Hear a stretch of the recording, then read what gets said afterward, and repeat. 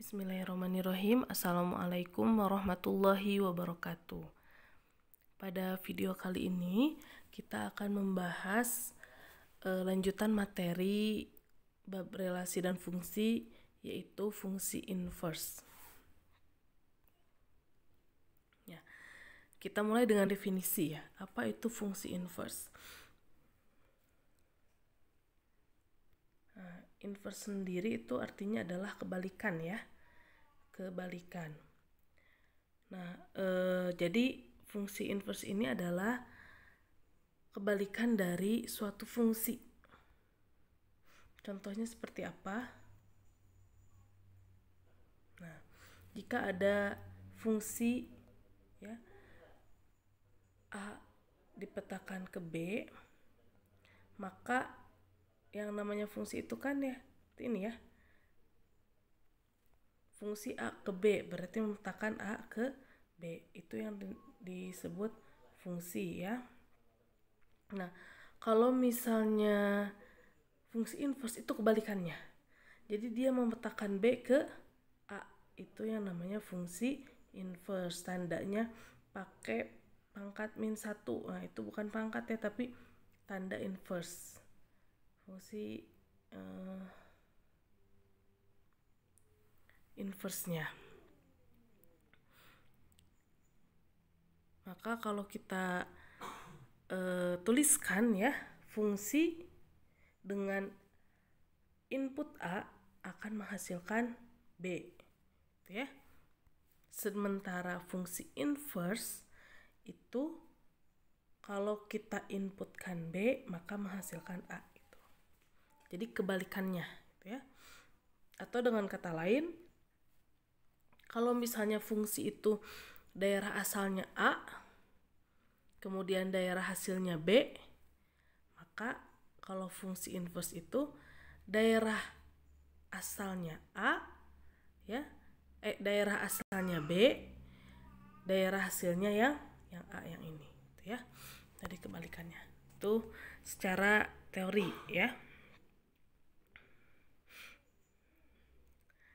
Nah, sekarang coba nggak masuk ya. Nah, di antara fungsi-fungsi yang ini mengganggu ya. Manakah yang termasuk fungsi inverse? Apakah semuanya termasuk fungsi inverse? Yang fungsi yang pertama ya, itu semua anggota A dipetakan ke anggota B satu kali ya, berpasangan tepat satu kali. Tapi ada anggota B yang tidak berpasangan dengan anggota A.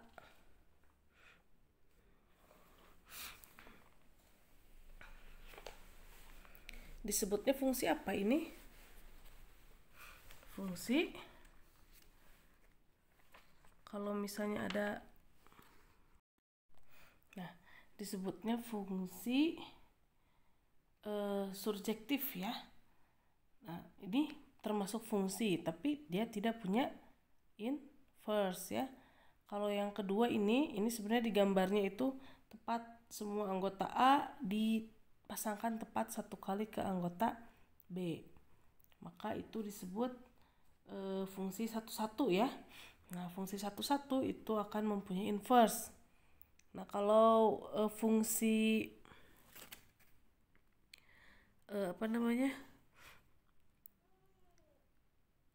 kuadrat ya, yang ini ya, itu kan bentuknya kurva, dia akan mempunyai fungsi, dia akan mempunyai inverse tapi jika dibatasi. Kalau misalnya dari rentang sini ke sini itu dia kalau full itu tidak punya inverse kecuali kalau dibatasi. Kalau yang ini termasuk fungsi atau bukan?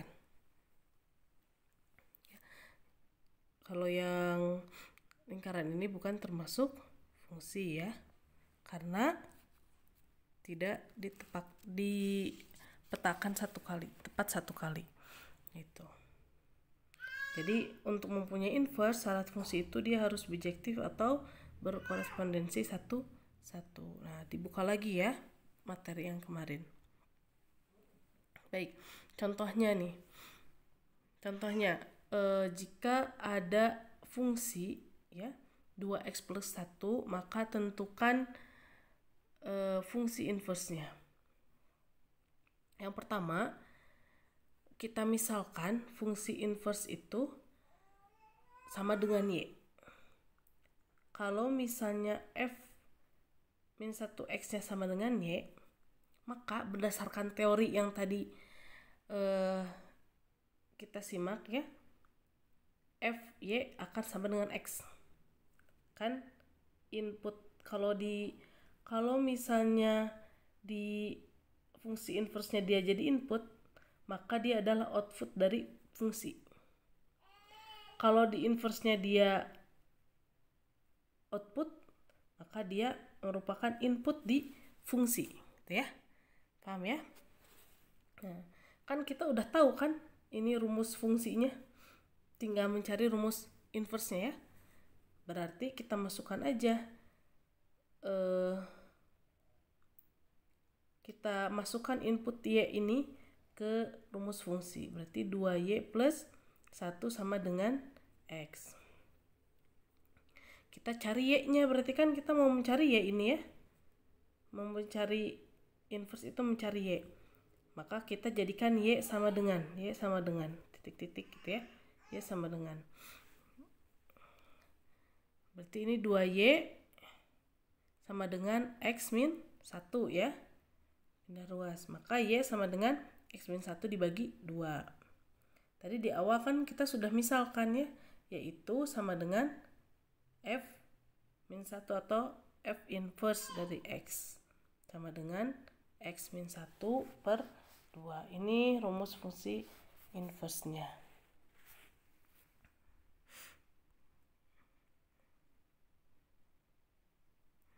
Baik, lanjutkan ya.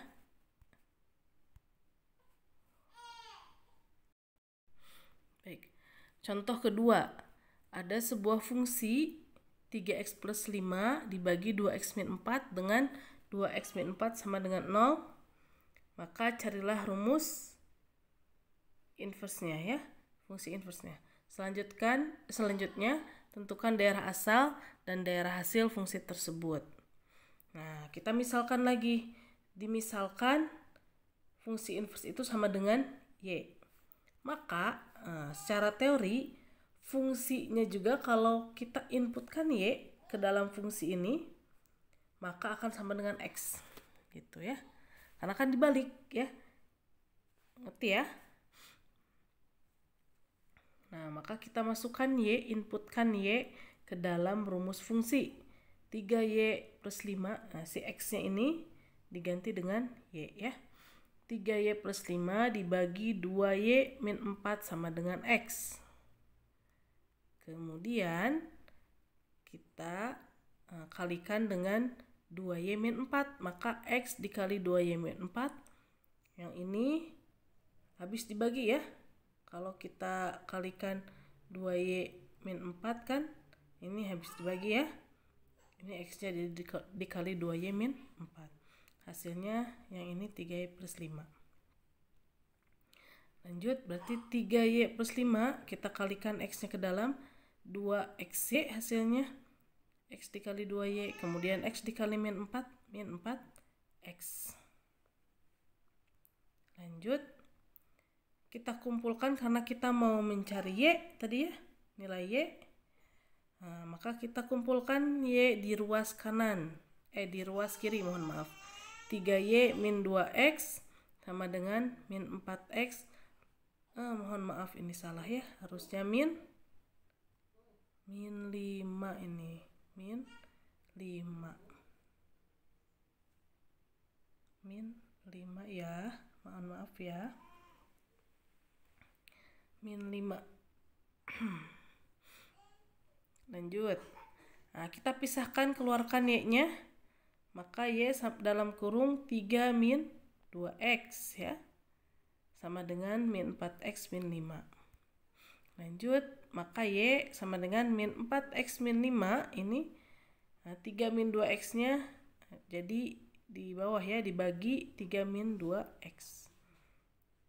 Karena kita tahu tadi dimisalkan yaitu sama dengan inverse, maka di sini kita dapatkan ya inverse-nya itu adalah 4x min 5. Dari mana ini?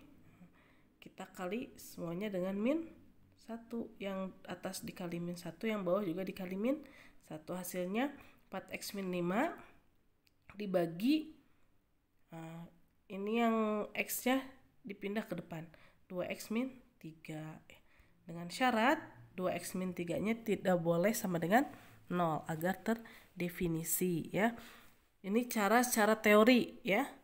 Cara teori yang tadi kita pelajari sebenarnya ada cara cepatnya, cuma nanti aja ya. Kita fokus ke teori dulu. Kalau kalian kuasai teorinya, nanti cara cepatnya mudah gitu. Karena ada beberapa soal itu yang tidak bisa diselesaikan dengan cara cepat ya, harus dengan teori. Nah, ini ya, kita tahu tadi fungsinya 3x plus 5 dibagi 2x min 4. Fungsi inversenya 4x min 5 dibagi 2x min 3. Maka daerah asal fungsi f ya itu df, yaitu x di mana x tidak sama dengan 2. X anggota real ya. Kenapa tidak boleh sama dengan 2? Karena supaya terdefinisi.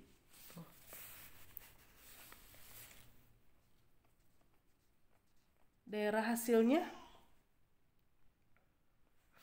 y di mana y tidak sama dengan 3 min 2 ya.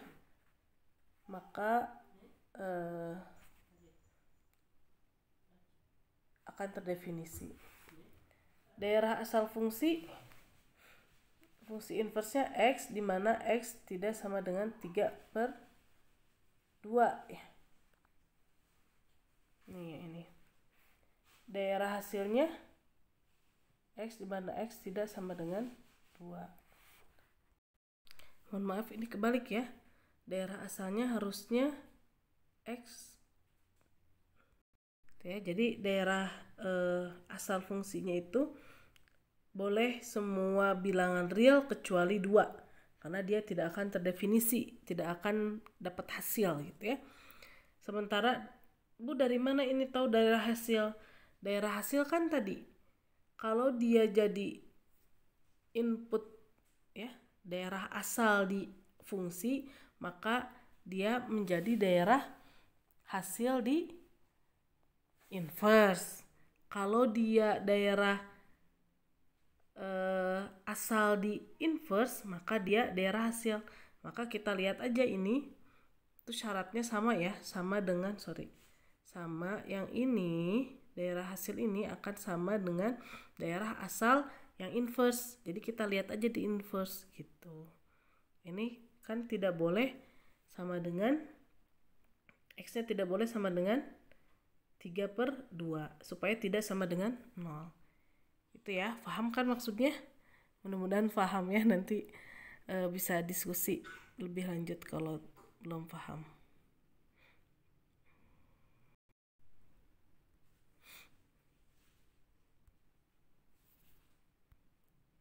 Selanjutnya contoh ketiga.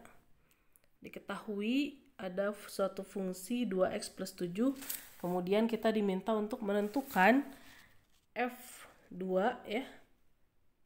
Fungsi ketika inputnya 2. Kemudian f5 fungsi ketika inputnya 5. Kemudian fungsi inverse dengan input 11 dan fungsi inverse 3. Ya. Yang pertama yang A itu f2 berarti kita ganti x-nya dengan angka 2 ya. Berarti ini 2 dikali 2 ditambah 7 sama dengan 11 ya. Udah. Kemudian kalau f5 maka kita ganti x-nya dengan angka 5 ya. 2 dikali 5 ditambah 7 sama dengan 17 ya. Selanjutnya kita diminta untuk menentukan inverse ya. Dengan input 11 dan 3. Cara yang pertama, alternatif pertama, kita bisa mencari inverse dulu dengan memisalkan misalnya inverse itu sama dengan y. inverse X itu sama dengan Y, maka fungsi Y sama dengan X, ya. Balik. Kita ganti, berarti fungsi ini X-nya dengan Y. 2Y plus 7 sama dengan X.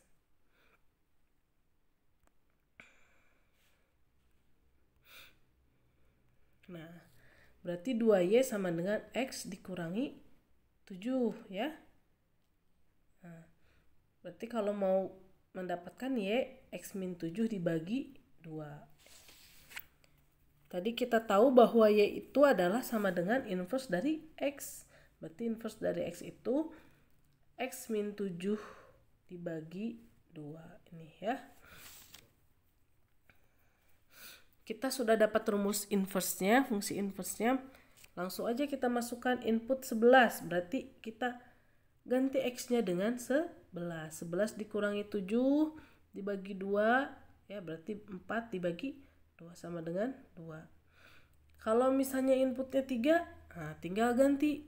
3 dikurangi 7 dibagi 2 sama dengan min 2. 3 dikurangi 7 kan min 4 ya. Bagi 2. Nah, itu ya. Atau cara yang kedua dengan menggunakan teori ya. Alternatif lainnya nih. Misalkan kita misalkannya langsung F inverse 11 itu sama dengan A. Maka fungsi dari A sama dengan 11. Dibalik. Ingat dibalik ya. Kalau di sini input, maka difungsi menjadi output. Kalau di inverse output, maka difungsi menjadi input gitu ya. Nah, F dalam kurung A sama dengan 11. Kita ganti, berarti X pada rumus fungsi. 2 kan ini rumus fungsinya 2X plus 7 ya. Kita ganti dengan A. 2A plus 7 sama dengan 11 ya. Kemudian kan kita mau mencari A ya. Ini 2A sama dengan 11 dikurangi 7. Maka A-nya adalah 11 dikurangi 7 dibagi 2. Maka A sama dengan 2 ya. Berarti tadi di awal ini sudah kita misalkan F inverse 11 sama dengan A. Berarti F inverse 11 sama dengan 2. Gitu ya.